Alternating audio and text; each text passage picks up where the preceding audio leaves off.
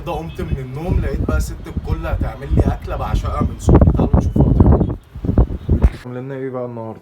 النهارده هعمل لكم اكل الكوبيبه الغمراويه. طبعا هي جت كتير وناس اجتهدت، ويعني ايه كتر خيرهم ان انا غمراويه يا جماعه، بس مقيمه في اسكندريه.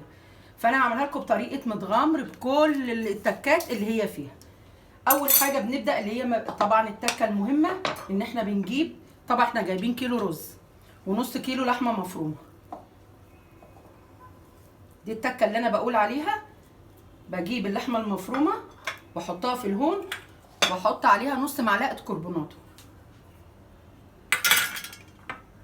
وحبه ميه، معلقه ميه، وابدا هدقها دقتين بالهون. طبعا الكربوناتو بنقطه الميه يا جماعه دي بتعمل لها عرق. يعني ايه عرق؟ يعني الكوبايه وانت بتاكليها تلاقيها بتشد معاكي حلوه.